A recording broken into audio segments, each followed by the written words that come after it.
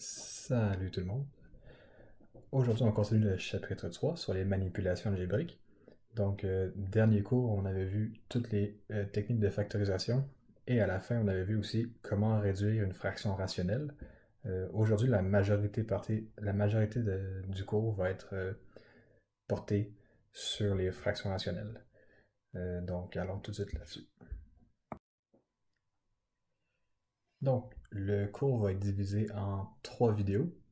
La première vidéo va porter sur la multiplication de fractions rationnelles, deuxième vidéo sur la division de fractions rationnelles et troisième vidéo, la division de polynômes. Habituellement, on verra aussi l'addition et la soustraction de fractions rationnelles, mais on est pressé dans le temps, donc on va sauter ça aujourd'hui. Hum, Alors allons tout de suite voir comment on fait une multiplication de fractions rationnelles. Là, je vous dis, c'est quand même lourd comme notion. Ok? Il va falloir être attentif, il va falloir faire les exercices aussi. Donc, allons faire ça tout de suite.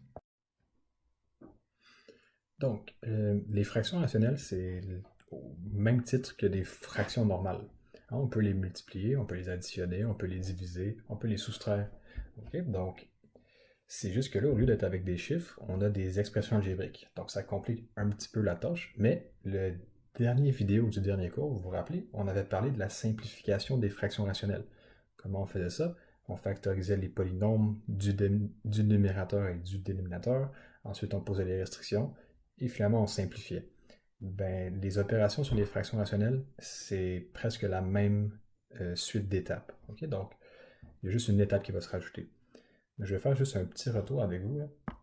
Si j'ai des fractions normales, on va dire, avec des chiffres, là, par exemple 5 sur 7, et que je veux multiplier ça par une autre fraction, par exemple 8 sur 9. Vous vous rappelez comment on fait ça? Donc, je prends les deux numérateurs, je les multiplie ensemble, multiplier, je prends les deux dénominateurs, je les multiplie ensemble. Ok, c'est le même principe pour les fractions rationnelles. On va prendre les numérateurs, on va les multiplier. On va prendre les dénominateurs, on va les multiplier. La seule différence, ça va être que c'est des expressions algébriques. Donc ici, juste pour bien faire.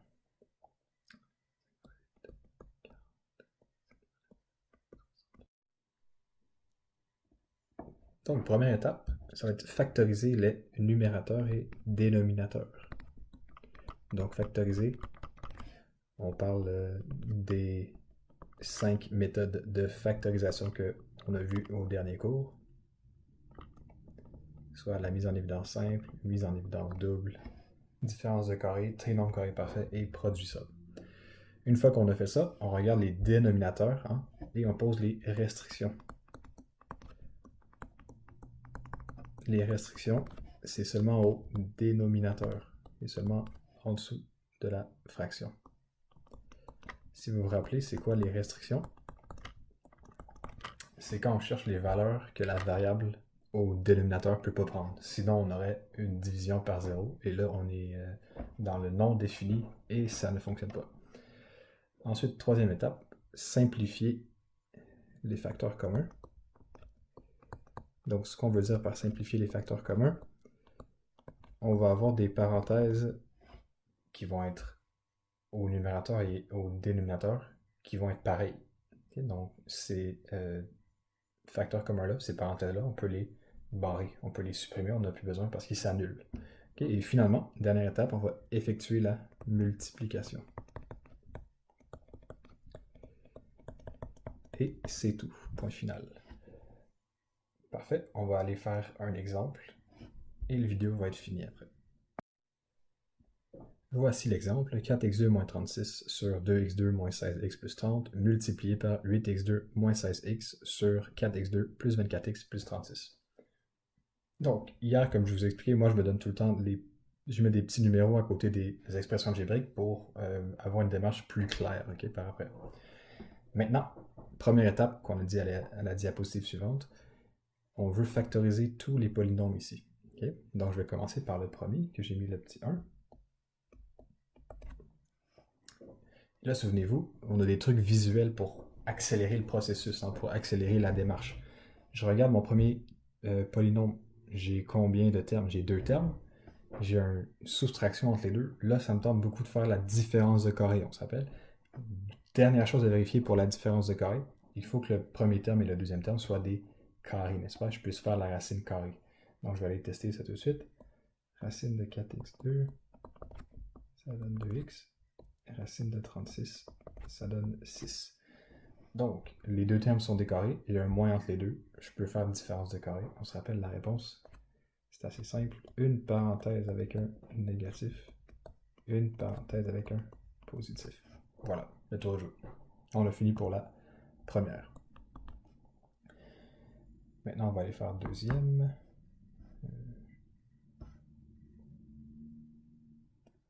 Ok. On va faire ici. 8x2 moins 16x. Alors, je regarde, j'ai deux termes. J'ai une soustraction entre les deux. Oh, ça tente de faire la différence de carré. Par contre, qu'est-ce que je remarque? Est-ce que mes termes sont des carrés?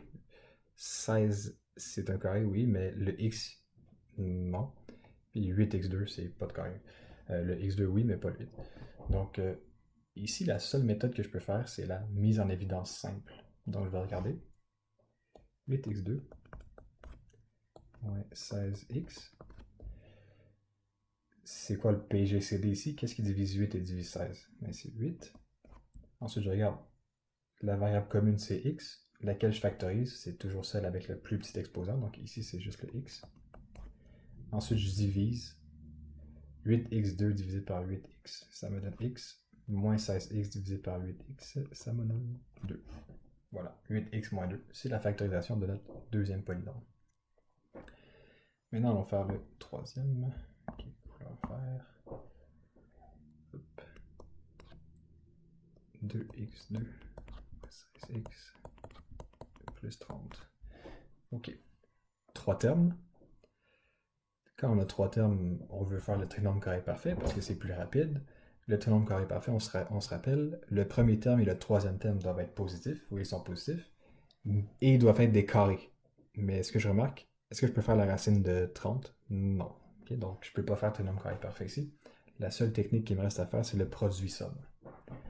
Donc, produit-somme. On se souvient, produit-somme, on multiplie le premier avec le dernier.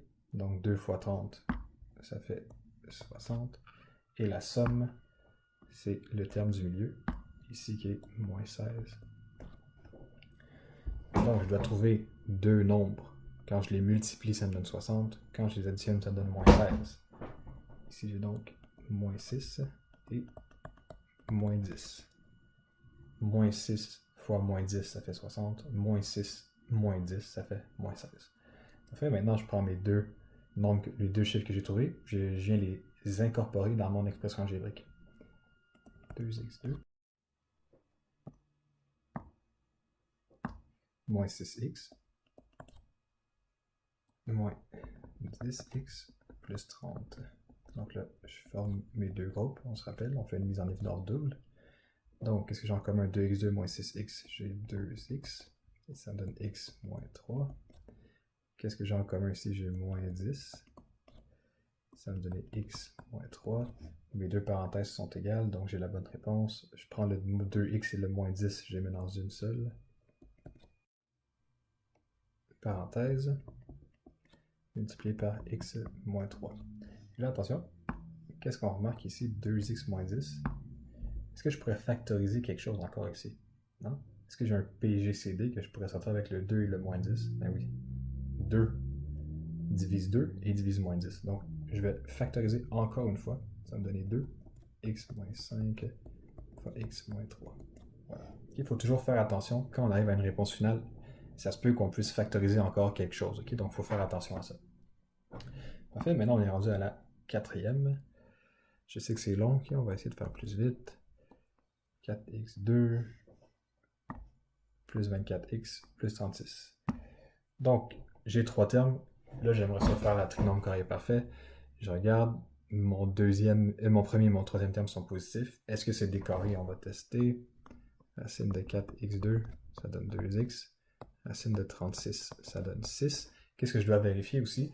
À la fin, quand je multiplie 2 multiplié par 2x multiplié par 6, ça doit me donner le terme du milieu. Donc 2 fois 2x me donne 4x, fois 6, ça me donne 24x. Je peux donc faire le trinôme carré parfait.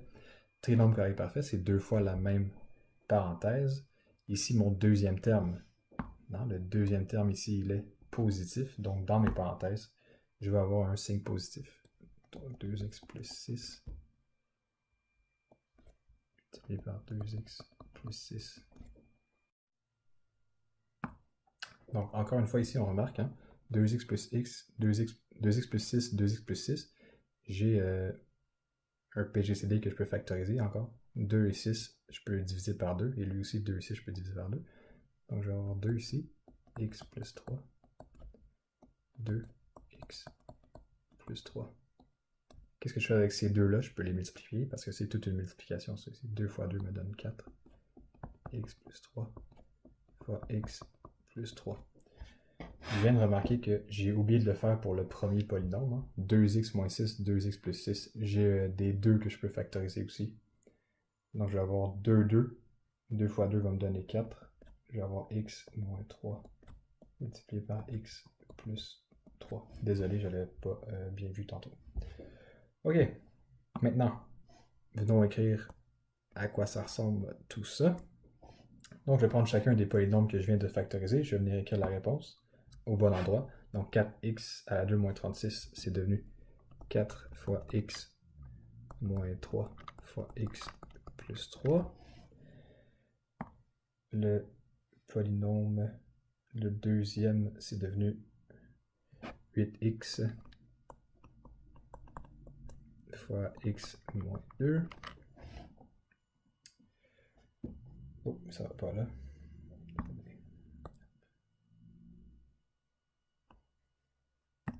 Ça fait ici 8x fois x moins 2. Hop.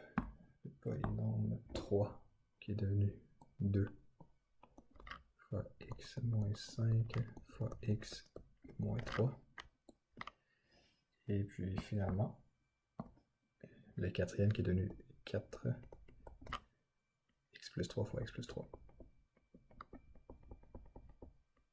Ok, donc rendu ici, on est tenté de tout simplifier, mais il reste une dernière étape, il faut calculer les restrictions. Donc là, il ne me reste pas beaucoup de place, là, je vais venir les faire en bas ici. Donc les restrictions, on se souvient, c'est le dénominateur qui ne peut pas être égal à 0. Et ici, je regarde, j'en ai 1, 2, 3, 4 restrictions différentes que je dois calculer. Donc x moins 5 ne peut pas être égal à 0. Ça me donne x ne peut pas être égal à 5. J'ai x moins 3 ne peut pas être égal à 0. X ne peut pas être égal à 3. X plus 3 ne peut pas être égal à 0. X ne peut pas être égal à moins 3. Là, j'ai dit que j'avais 4 restrictions, mais x plus 3, puis x plus 3, c'est 2 fois la même, donc je ne vais pas la calculer 2 fois. Okay. Comment on réécrit ça? On réécrit x peut appartenir à tous les réels sauf moins 3, 3 et 5. Voilà. Maintenant, on a fini. On peut simplifier toutes les parenthèses qui sont pareilles. Donc, j'ai x moins 3 ici avec le x moins 3 ici, le x plus 3 ici avec le x plus 3 ici, le 4 avec le 4 ici. Je peux diviser le 8 ici par le 2 ici. Qu'est-ce qu'il me reste? 4. Et finalement, comme réponse finale, je vais avoir 4x moins 2 sur x moins 5. Donc, comme vous remarquez, c'est quand même assez long comme numéro, ok? Et prévoyez-vous beaucoup d'espace aussi, ok? Donc, je vous dis, ça vaut la peine d'en faire quand même beaucoup, là, parce qu'il faut développer une rapidité, là. Ok, donc, prochaine page, les exercices là-dessus. Pour les exercices des multiplications de fractions rationnelles, vous allez avoir à faire page 22, numéro 38, B, C. Et je vais vous envoyer aussi d'autres numéros supplémentaires là, par mosaïque, okay? Par messagerie mosaïque. Je vais vous envoyer un document avec des exercices de plus. Donc, ça conclut le premier vidéo. Bonne écoute.